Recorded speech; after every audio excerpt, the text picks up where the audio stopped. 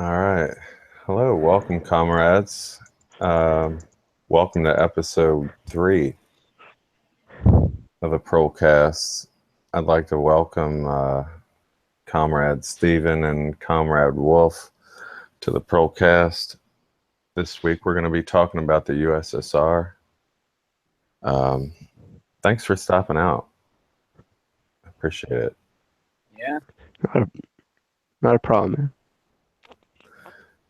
So basically, why I wanted to bring about the topic of the USSR is to, as Marxists or as socialists or any other, you have to examine the USSR from a historical perspective, basically for what they achieved, in my opinion, and why they achieved it in such a short period of time, whereas you had a capitalist system that took far, far longer to actually accomplish similar goals and sustain them and the like.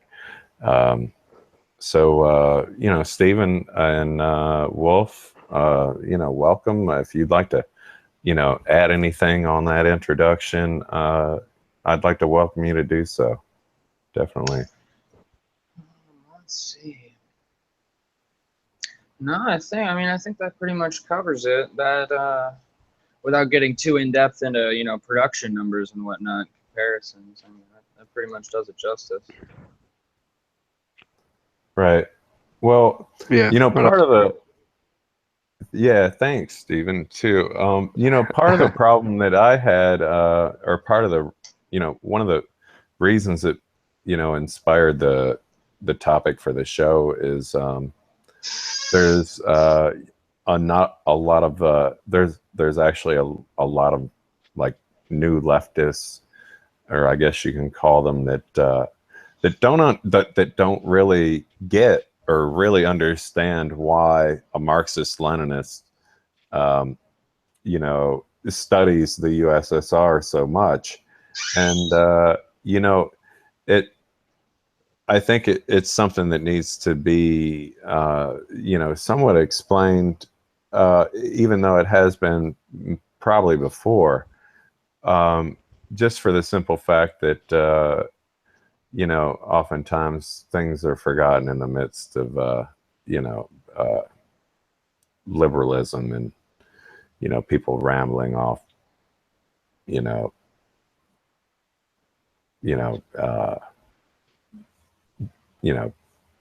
accounts of history that are diluted, essentially.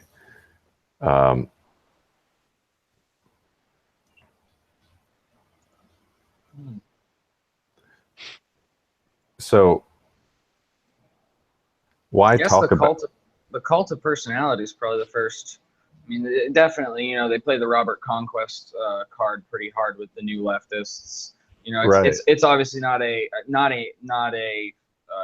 hidden fact to us that the U.S. State Department and other capitalist organs do disseminate false leftism to these people in order to drive them away from the USSR. And definitely, as you were saying earlier, the main element of that, the main obstacle really for any new leftist, myself included when I got into Marxist study, is the whole defamation of Stalin and the USSR, and the whole breeding of the idea that inherently, if you do not think the USSR is a joke, then you're a joke, and so on and so on. Right.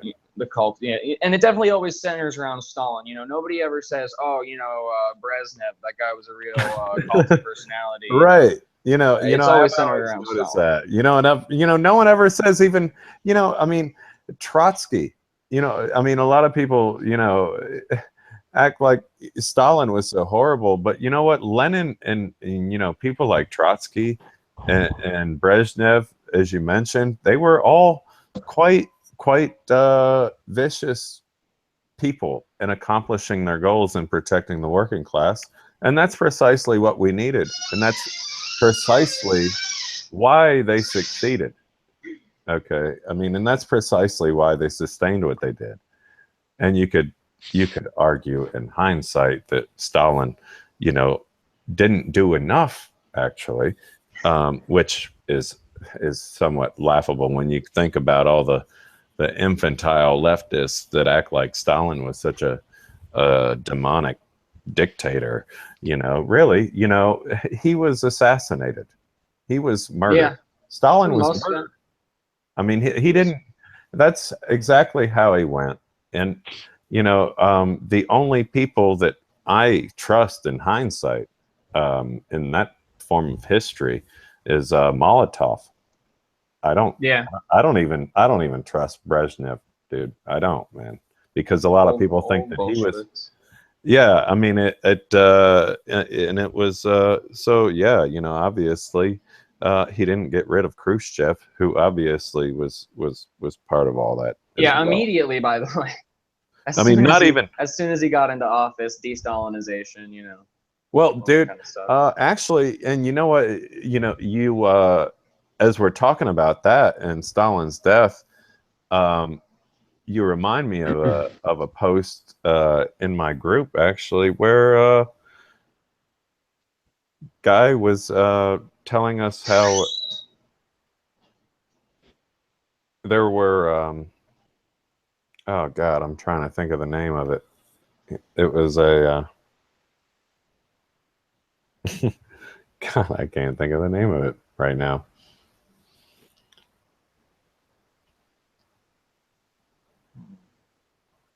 What was the Yeah, I just totally lost my train of thought, and I lost where I was going. But no,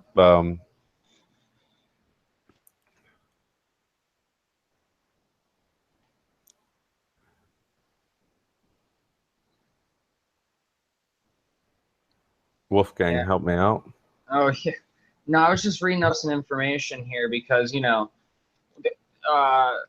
only way, of course, naturally, the only way to combat rhetoric about cult of personality or this or that or Stalin being a terrible dictator is to fight it. Rapidly introduce them to the material factors of history. The actual the actual edible stuff that just it simply can't be denied, and if it is denied, then they're performing mental gymnastics, and then you could then maybe deconstruct that there for them. Sure. But so I was reading over this, how Stalin did in fact move, because he was democratically elected to his position, by the way. I know Trotskyists like to insist that because Lenin supposedly, chose Trotsky, that means he should unilaterally be the general secretary. But Stalin was elected by the Central Committee, and he moved, because in the Soviet Union, you're not just allowed to abandon your job. You have to get permission from the party to do so. So he moved, to be, taken down. He moved to resign. The first resignation, let's see, it was April 1922 during the 11th Congress of the party.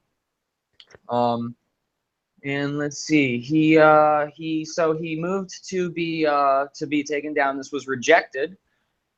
Here is his speech on the matter. It is said that in the will, Comrade Lenin suggested to the Congress that in the view of Stalin's rudeness, in quotes, it should consider the question of putting another comrade in Stalin's place as general secretary. This is quite true. Yes, comrades, I am rude to those who glossily and perfidiously wreck and split the party. I have never concealed this and do not conceal it now. Perhaps some mildness is needed in the treatment of splitters, but I am a bad hand at that. At the very first meeting of the plenum of the Central Committee after the 13th Congress, I asked the plenum of the Central Committee to release me from my duties as General Secretary. The Congress itself discussed this question. It was discussed by each delegation separately, and all the delegations unanimously, including Trotsky, Kamenev, Zinoviev, obliged Stalin to remain at his post.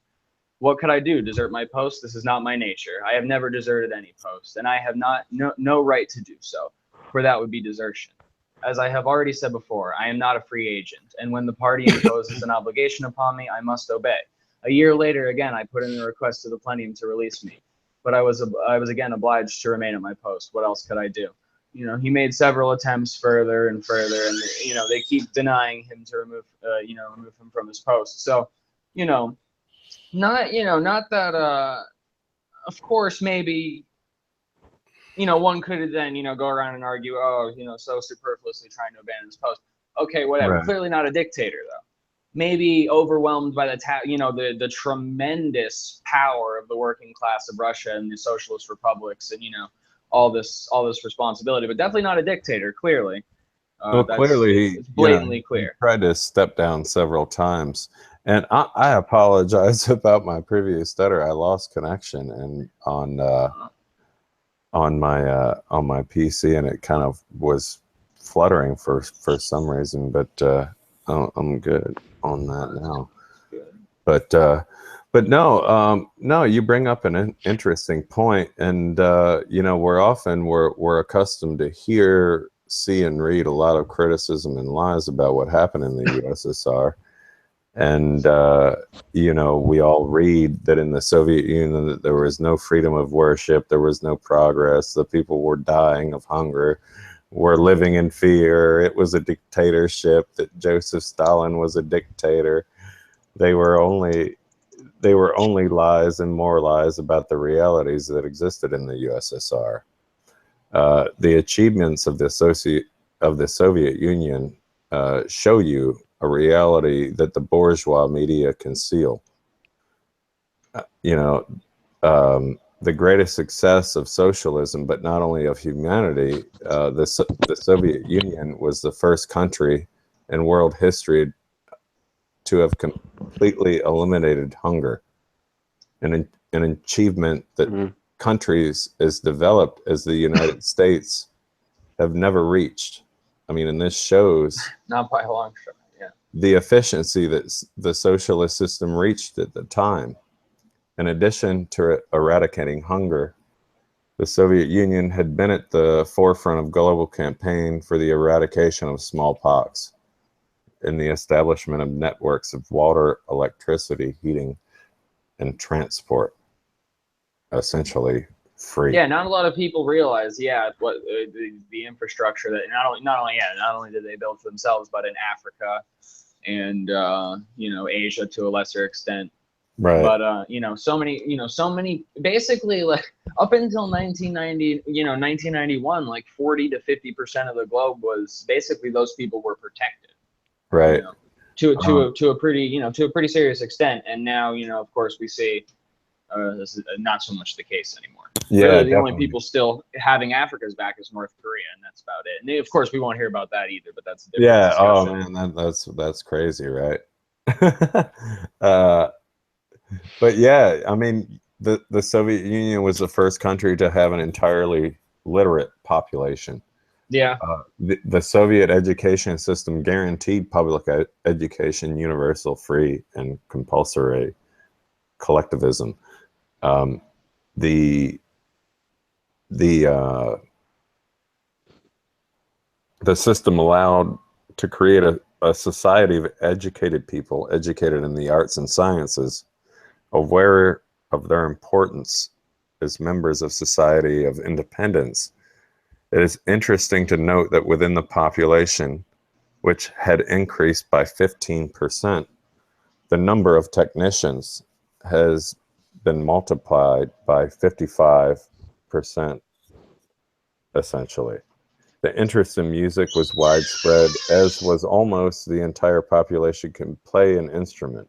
Children's education was entirely free of negative influences, and television showed only educational programs of all kinds and in all forms, including cartoons. It avoided programming topics, mediocrity, and is not intended to raise general level, which brutalized people. So they did have some slight, obvious censorship as far as graphic content and what have you, as we do here. Of course, of course, we make sure that what's censored is different. Yeah. Well, I mean, all of that in itself just has to show you like how much more advanced socialism is than capitalism, because I mean it took a country that was basically coming out of feudalism, and turned it into a superpower, and a country of full literate people, in a matter of years, you know.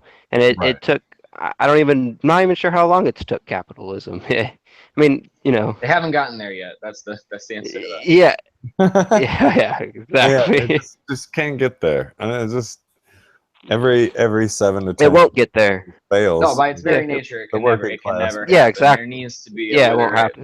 and, you know, in fact, there needs to be a pretty large population of people who don't have access to those sorts of things in order for its very nature to function. I mean, I think even capitalists to some degree realize that, and then, you know, they build their arguments based on that. Of course, some of those guys can get pretty cold-hearted, you know, for the most part. Yeah, most definitely. Let's see. Kind of trying to look up something about of course, you know, using Google is probably a stupid idea to look up anything about the USSR, because you have to really get it. Trying to look up some information about exactly what year. I cannot remember what year it was when Stalin reestablished the Orthodox Church in Russia. And you know, I'll look that you up. know, in response to the whole, you know, the suppression of religious practice, because of course, you know, it was invited back on some conditions. The two conditions were that, of course, they couldn't own any property or own any state organ, and the second condition was that they would back the Soviets against the Pope, because the Pope was calling Mussolini the second coming of Christ, and, you know, Pope Pius the 13th or the 12th, and you know. So that, you know, under those conditions, of course, they obliged, and then Russian Orthodox, you know, re-entered the culture. I don't think it probably didn't ever really died from the culture because of how serious a connection Russian people have to that religion. But Very you know, traditional it became, people. yeah, it came back into full swing into, you know, common practice. It entered, and even to some point, it did enter the education a little bit. But obviously, you can see that's, you know, when socialist religion operates in a little different function than, you know, imperialist religion. Yeah, I can't find what year it was, but they did it sometime around Yeah, the 30s. I'm looking for it now, man. I'm kind of digging. It's hard to find. I think I'm looking at some bullshit right now. Like, yeah, the first thing I find is talking about persecution of Holodomor Christians and all in kinds of Soviet other Union. shit. Yeah.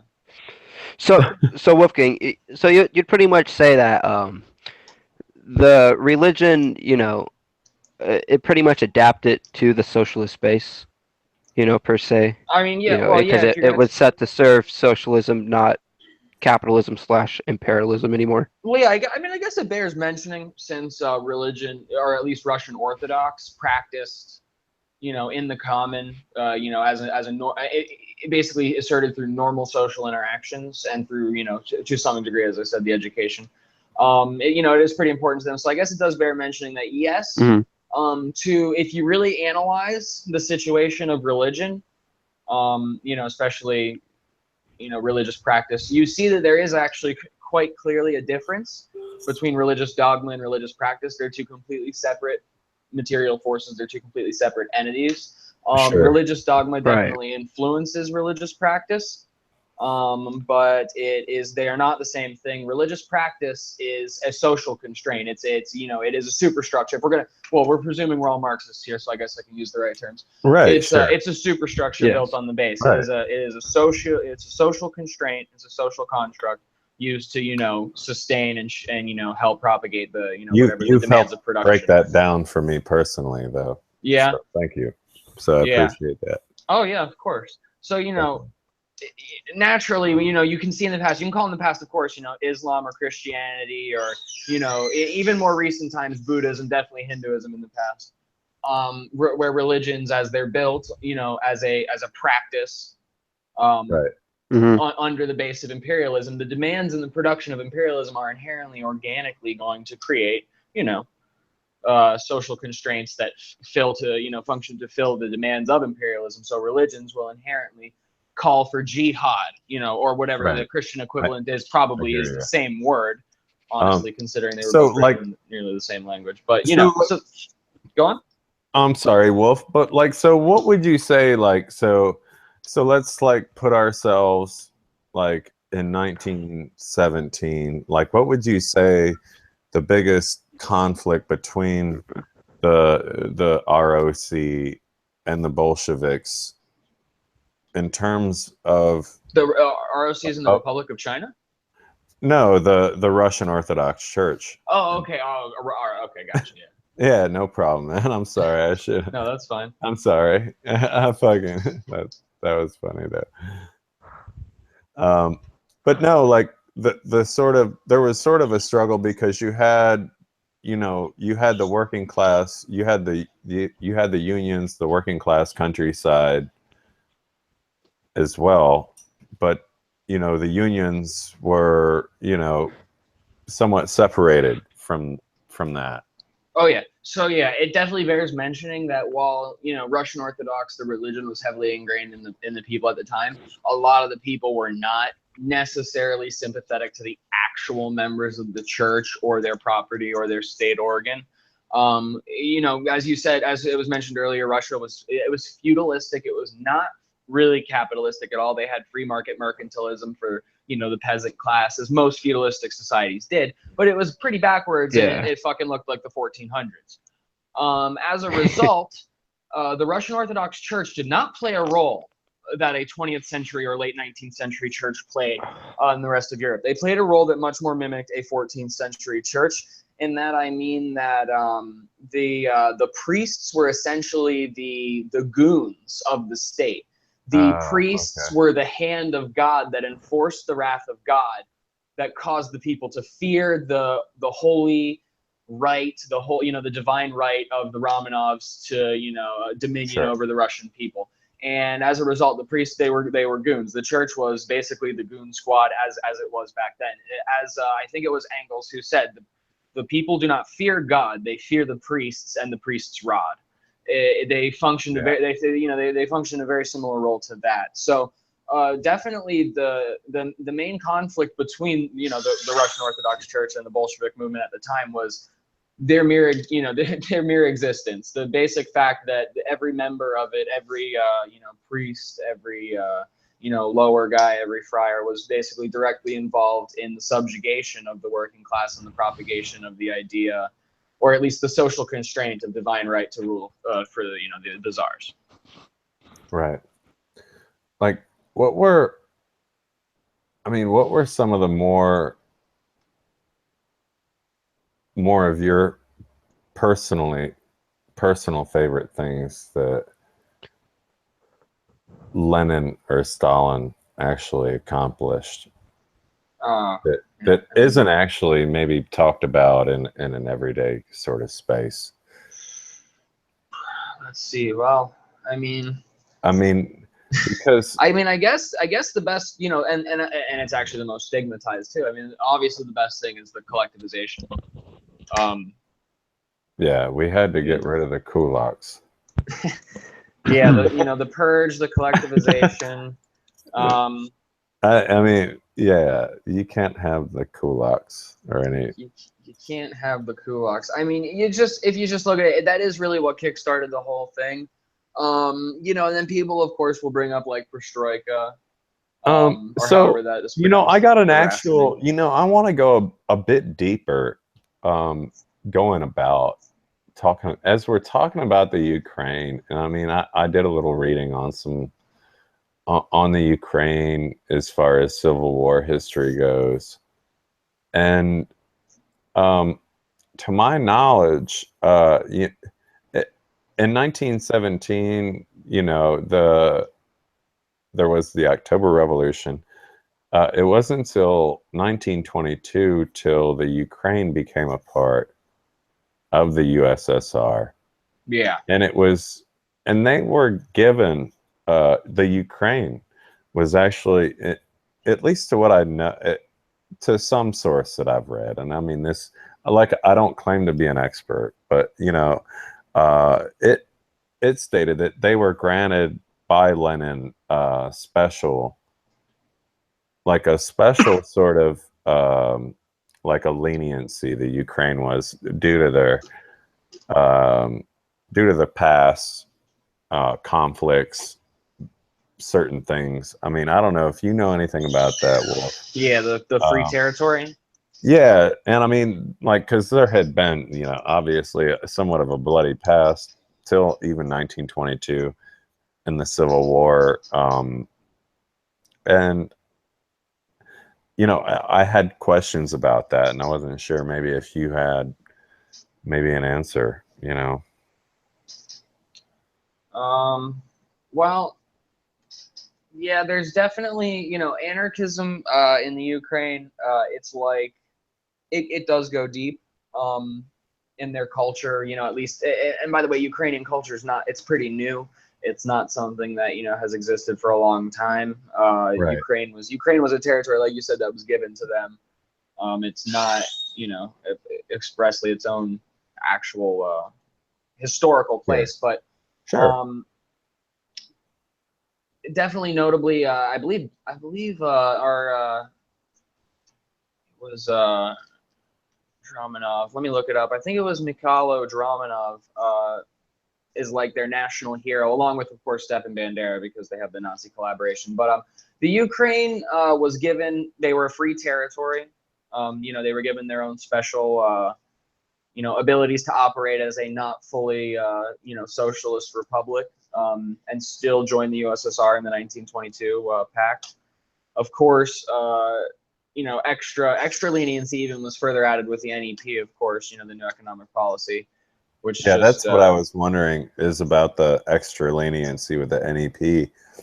And that's kind of what caused the whole, like, isn't that really essentially what caused the whole kulak problem?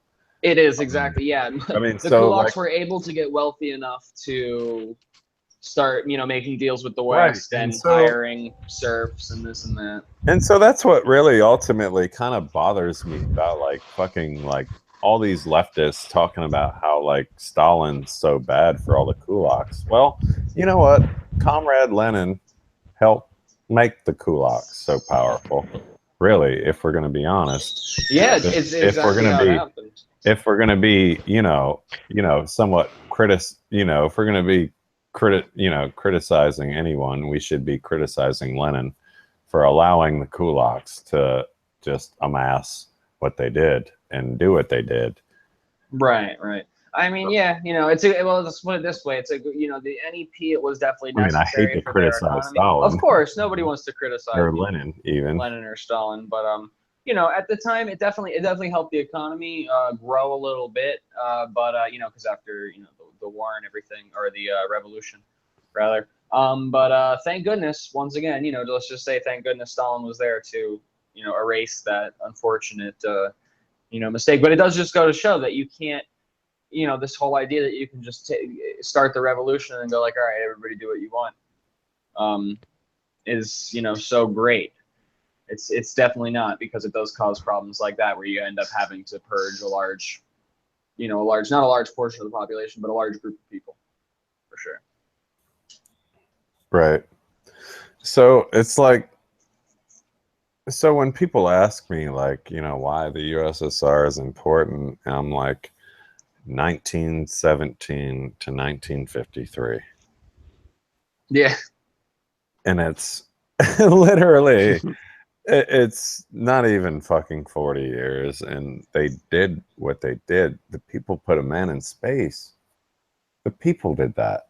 Yeah. Like, that's what happens. I mean, these people had a 7-hour workday. They had mandatory vacations. They had universal health care. They had 100% they had 100% literacy rate. I mean, it was, you know, they had everything they needed. And Yeah, it's crazy that arguments can work their way into society, you know. yeah, In trolling Ancapistan recently, I've been faced with the argument a lot. It's like, well, how is anybody going to be motivated under socialism? I'm like, I don't know. How does anybody motivated to fucking do every pioneering, you know, thing of the 20th century in right. Russia? Like, how were they motivated to do that? I guess it was just an accident, you know. yeah, right. That's kind of a fucking funny thing. Like, well, why even bother? You know what I mean? Like, Bother. Well, It's like, say half of the people that work, or I mean, not half the people, all the people that work low wage jobs, you know, minimum wage jobs, you know, they're not exactly motivated to go into work every day either. You know what I'm no, saying? they're not. Yeah. Yeah, but they It's still all do. motivated by the same thing. It's motivated by survival, the noticing of the necessity of things to be done in order to, be able to procreate and survive and so on. It does go back to satisfying those basic animal functions. And they use the human nature argument often, but that's exactly what motivates communism too. It's a failed argument, but really at the end of the day, that's what motivates communism too. That's what motivates. Just because your labor is based on what's socially necessary, I think that obviously that works better with human nature and the struggle for survival. I don't think that can be argued. It's simply better. When things are organized around. So actually, it reminds me of a quote. I cannot remember. It was one of the revisionists. It was either Khrushchev or Gorbachev. But the one brilliant thing to come out of their mouth, which was just so obvious, that you could word it that way, is in Russia, the difference between the grocery stores in America and Russia is that milk and bread is in the front in Russia and it's in the back in America. That means the economy is driven by hoping that you can put as much unnecessary bullshit in your cart before you get to the basic necessities, versus the basic necessities being actually produced by the people who are capable of producing them and then disseminated to them. Thus, it's just it's a good way to put it, and for a revisionist, it's good. Actually, an amazing way. It's a really good marketing scheme. It's a really stark contrast, if we're being honest. It's a good material contrast. Yeah, it definitely is, because you can't think of one grocery store. But I remember I heard that quote. I'm like, fuck, that's true. I can't think of one grocery store where milk and bread's not in the back. At least milk. Definitely in the back. Oh, yeah. No, for sure. In America, every grocery store milk is in the back, Oh, dude, the first thing you see when you walk into our grocery stores is, chips, soda. Yeah, exactly. Bull crap like that. Sometimes not even grocery-related items, like random ass. Yeah. Random ass other squirt guns or whatever shit. Yeah, weird. Yeah. There'll be like an awning for sale out in the lobby. Yeah, exactly. Purchase one extra piece of the American social system. Get an awning for the grill. Oh man, it even goes so far that they even have stuff waiting right outside the store, so before you walk in, you could choose what you want before you even go to the store. You know what I'm talking about. So like in establishing, what else have we possibly missed as far as their accomplishments? They put them in space. Vast production, just a huge industrial output compared to the West. They have of course beyond quadrupled the industrial output. Combined with the U.S., France, and U.K., it's still 3 times more by even during World War II. And so people wonder, like, why I'm a Marxist-Leninist, and I'm like, well, these guys, the Bolsheviks, Lenin and Stalin, they built a massively successful system in under 40 years. And they preserved it quite well. And it wasn't until after Stalin died that things were literally within 30 days. And you can literally call Stalin's death a coup. You can legitimately call it a coup, because within 30 days, Khrushchev had made moves throughout the Politburo. He literally, fucking guy, literally, he started renaming shit and removing people. So if that's not a coup, I don't know what is, dude. Like, he literally just changed and tried to wipe away everything. And he really planted the seeds of pollution in terms of history and Russian history. But thankfully now, and there's many Russian Marxist-Leninists that I'm friends with that I share plenty of sources with that whenever I can, you know. Oh yeah. No, I work with a guy, Dmitry. He's Latvian, but I do believe he grew up in Moscow because his mother, and by the way, his mother was of course the high-ranking official, not his father. Just goes to show you, you know, as Marx said, you can see the, you know, progress of society by how it treats its fairer sex. So naturally, you know, that's the first thing I hear from him. I'm like, okay, that fucking makes sense, yeah. And he, you know, his mother was a high-ranking official at Baikonur in Kazakhstan, so they had an apartment in Moscow, and you know, it's there's basically nothing not positive he has to say about, you know, the period before 1991. And you know, I talked to him a lot. I guess his childhood, he grew up under Leonid Brezhnev, and he has nothing positive but positive things to say about the guy. I know some people criticize him, but apparently, you know, pretty progressive stuff for as far as children's programs and stuff like that goes. But I mean, anybody you ever talk to from the actual USSR, maybe, you know, was influenced by their parents or are Marxists in Russia.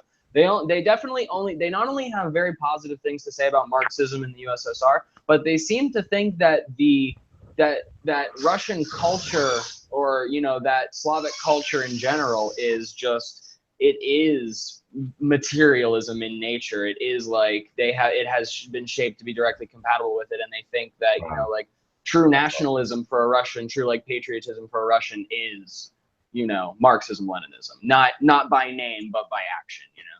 Some of them are afraid of the name, I think. Wow. Right, I got you.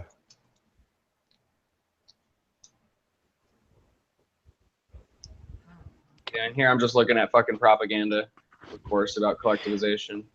Oh yeah. Oh. So I thought Wikipedia would be a good source. Oh yeah. So yeah, leftists that, you know, that constantly share links about socialist systems and socialist leaders from Wikipedia. Yeah. And I wonder, like, like, just imagine thinking, like, really, just imagine thinking that's a legit source. Oh my god. For a socialist. It's no good. Yeah. Hold on. I'm just gonna imagine. Oh. Oh shit! I can't help it. Really, it kills me. It really does. But you know, a lot Just of people imagine ask me, typing. they're like, you know, why wonder? I mean, but really, well, let's get back to the root and ask ourselves, well, why ask ourselves, why does the USSR matter? I mean, why is it important to study what they did?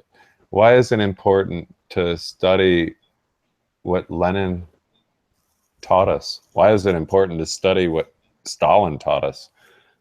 I mean, if we're to build socialism, in my opinion, and eventually achieve a free society where no oppression exists from one person to another, isn't it important that we examine, and not only examine but dissect what they've done?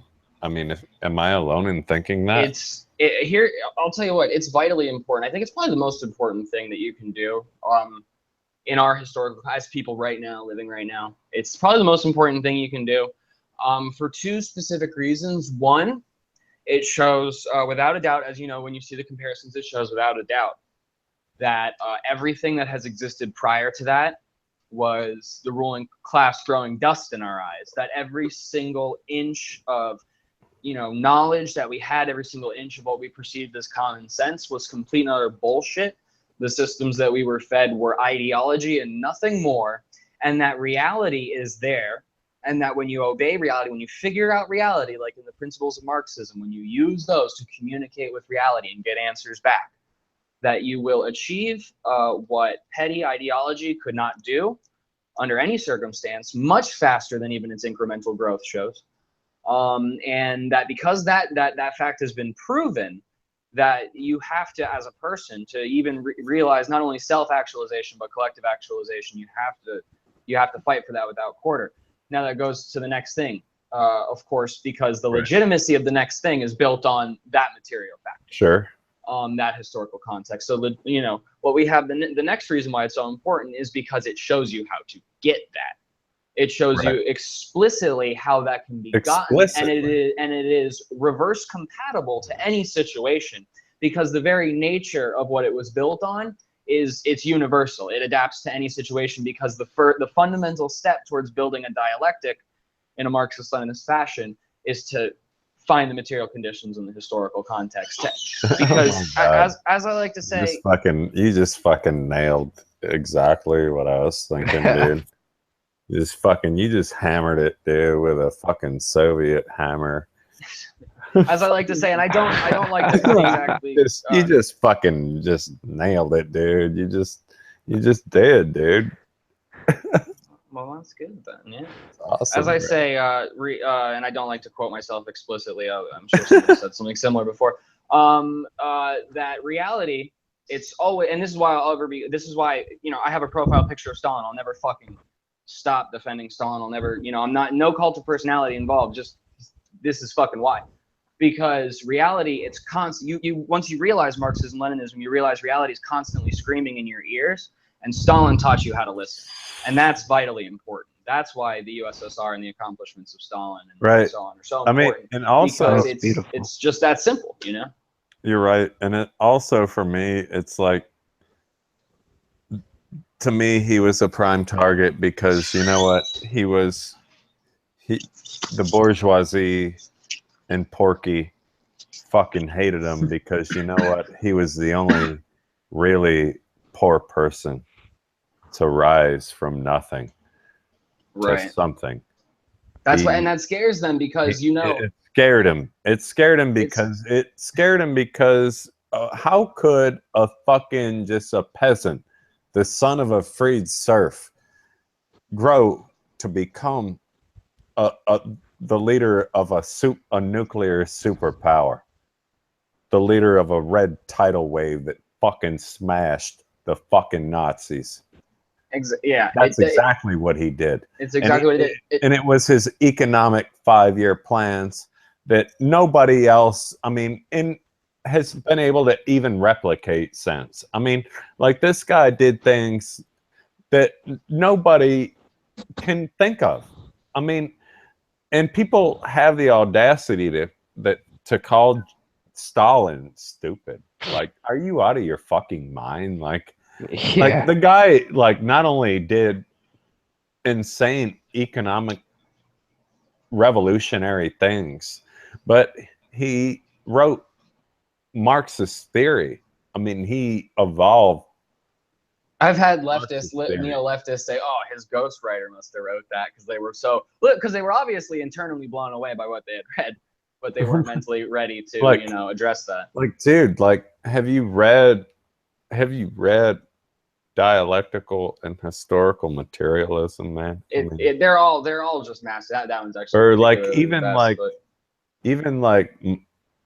even dude, all of his stuff though, that's what's so ill, is all of Stalin's works, man. Even Marxism and problems with linguistics. Yeah. I love that one. That actually helped me understand how better to identify, the difference between a superstructure and, an overarching social theme that's, based on something more inherent, And that's exactly it, man. Or how about Marxism and the national question? Right. How about that?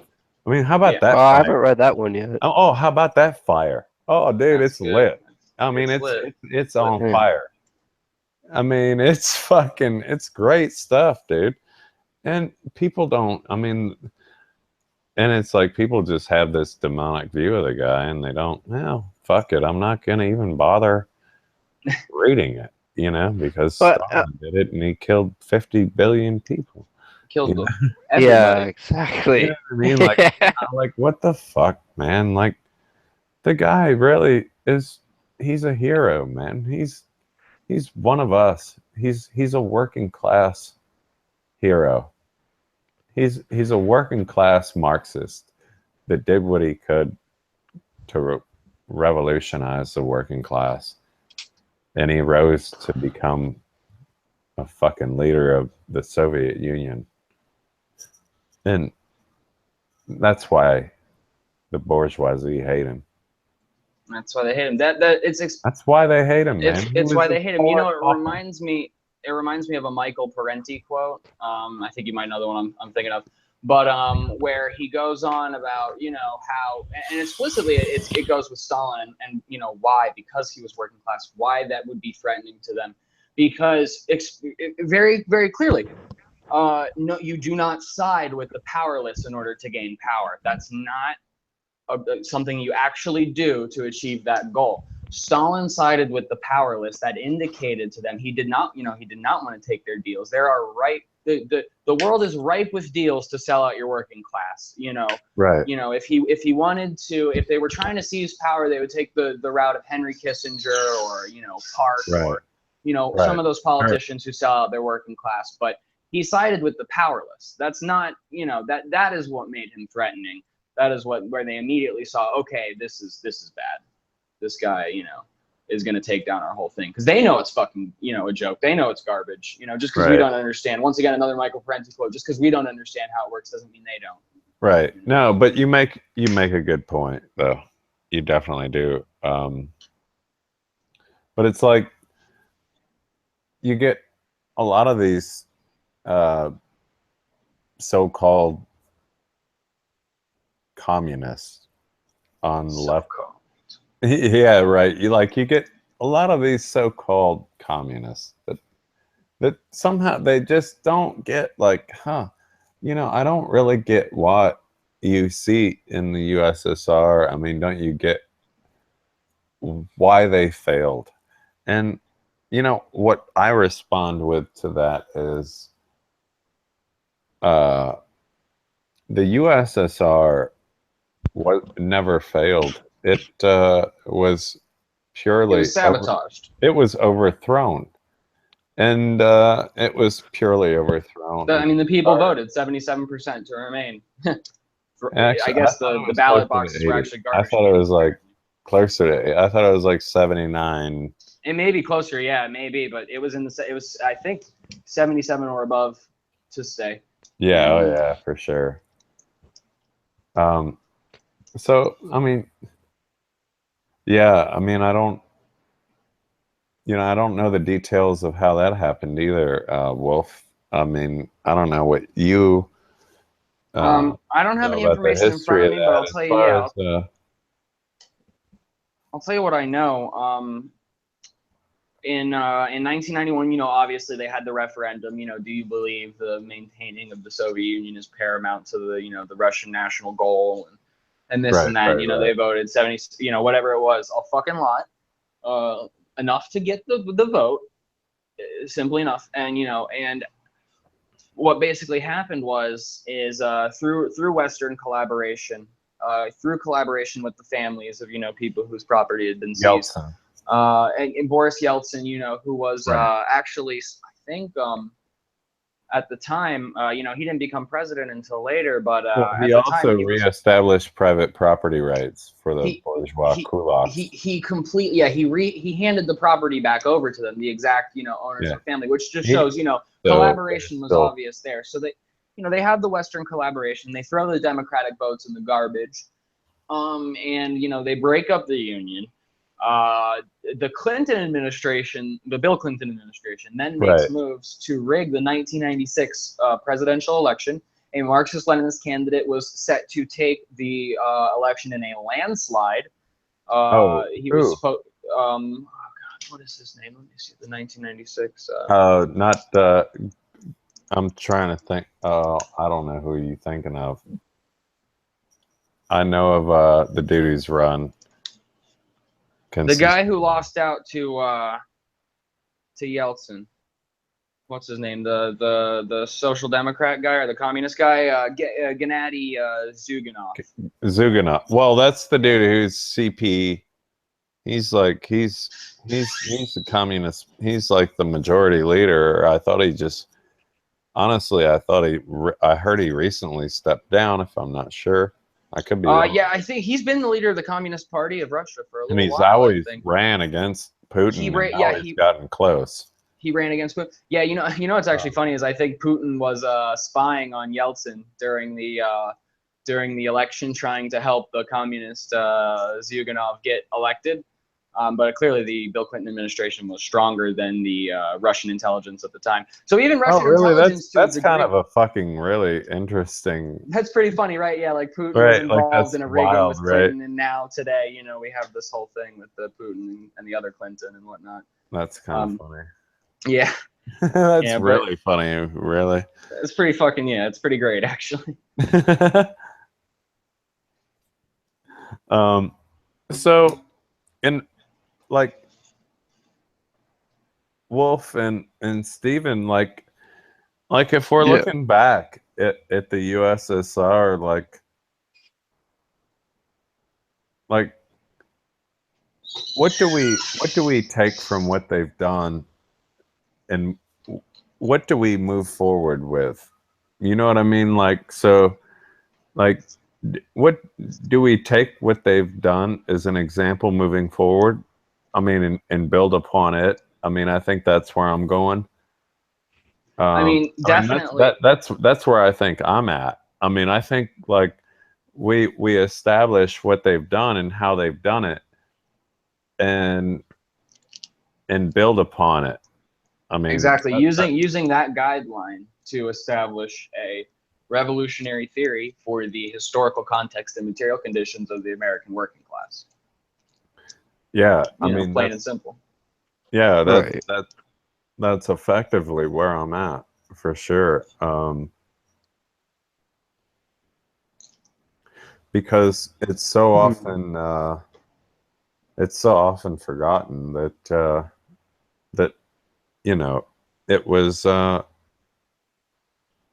Stalin spent if I'm correct 23 years in as the general secretary. Just about. Yeah, actually, just about 23 years, and he accomplished quite a bit and did some pretty amazing things as far as establishing his 5-year plans that really, revolutionized the entire country into being a major, a modern first world country. Essentially, they really paved the way for I mean, really, not only did they take them up, they paved the way for what is a modern first world country. Really, in actuality, they did really create most of the foundation that we have today. That most of our, everything we interact with, aside from, of course, the social constraints of liberalism, But so yeah, and the USSR even had more. I mean, right? They had programs and things that America's still fighting for, and can't achieve because it won't achieve it. Of course it will, yeah. Right. Because they think fighting for it happens in the ballot box, of course. Right. Right. Yeah, exactly. So we've got a few minutes left, and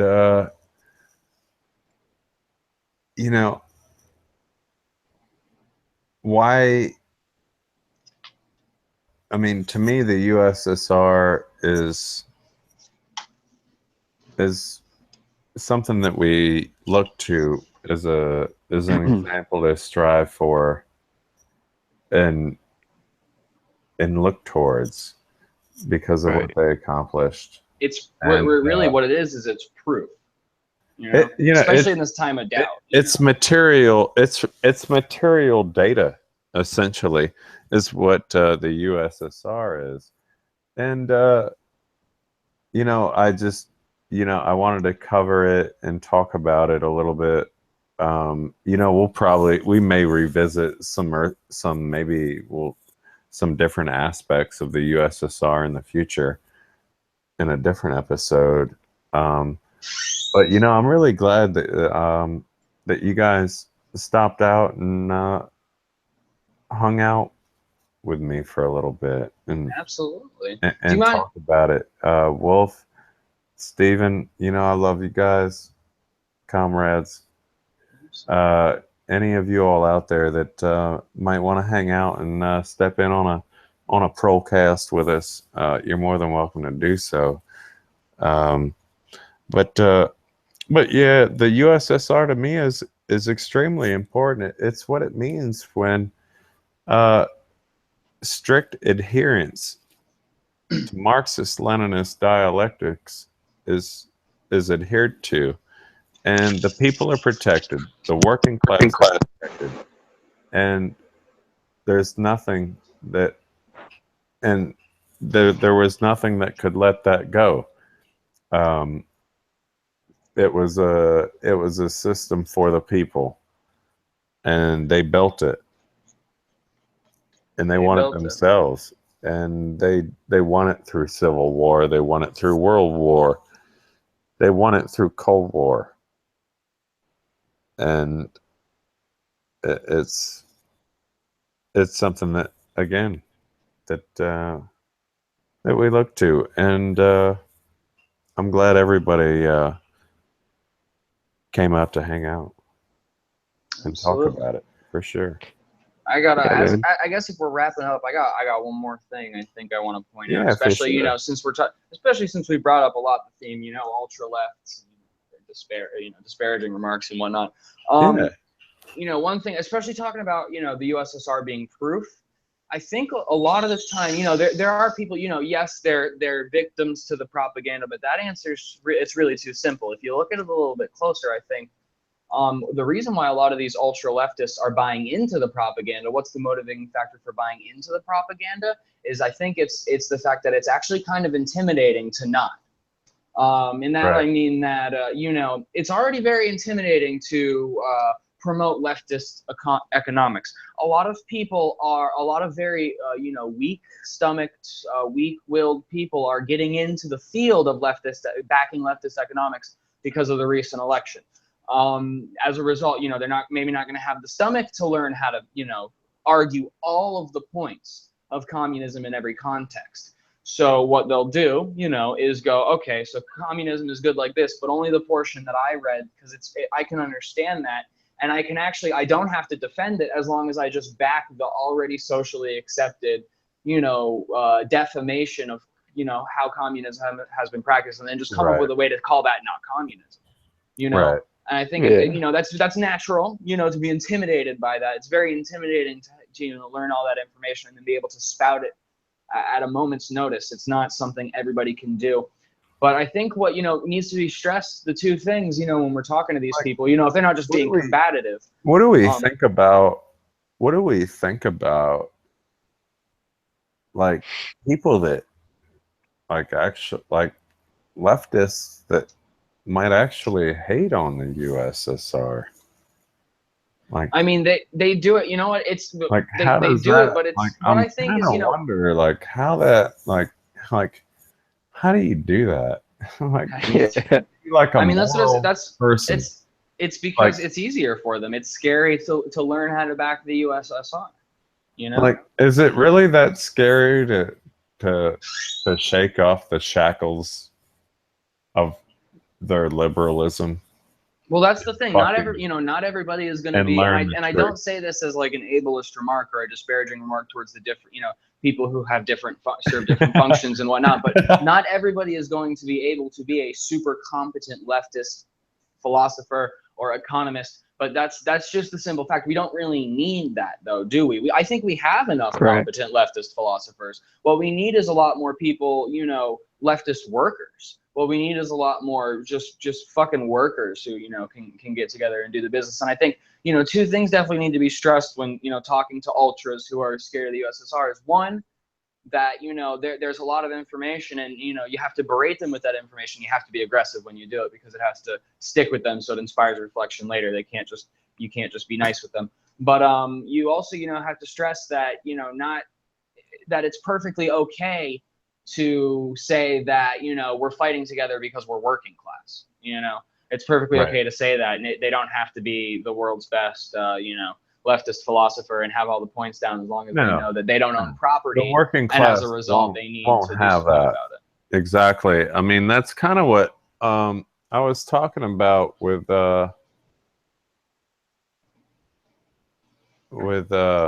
another comrade. Is you know, it's difficult to establish that. Like, you know, I mean, you have to work a little easy on that. Like, you have to, you know, establish that, you know, that you're part, you know, that you are part of a working class.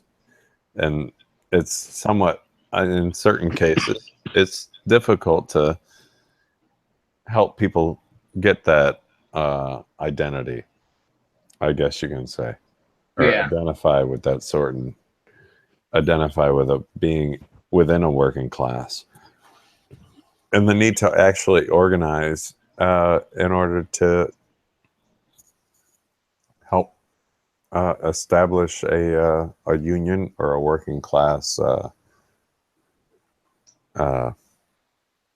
democracy, or whatever you have. But anything else that you guys wanted to add, or? No, I think I'm just about out of things to say. Dude, I really appreciate everybody being on. Steven, you? No, man. I have to say that about ties it up. Right on. Dude, I appreciate you guys hanging in there with me for my little audio problem earlier. That's good. Like, I couldn't hear you guys, and you could hear me earlier for a minute. I kind of like stepped out. It was like weird. I couldn't hear anything. But no, feel free to join us next week. And I thank all of you for hanging out with us this week, and joining us this week. And the USSR and certain aspects we may revisit in the future. But definitely, Wolf and Steve, definitely. Thank you so much. Red salute for coming out and hanging out. Red salute, comrade. Thanks for having me again, man. Hey, a pleasure. And thank you, everyone out there, for hanging out for a few and listen to us blabber on about the USSR. Thank you, guys. Thank you.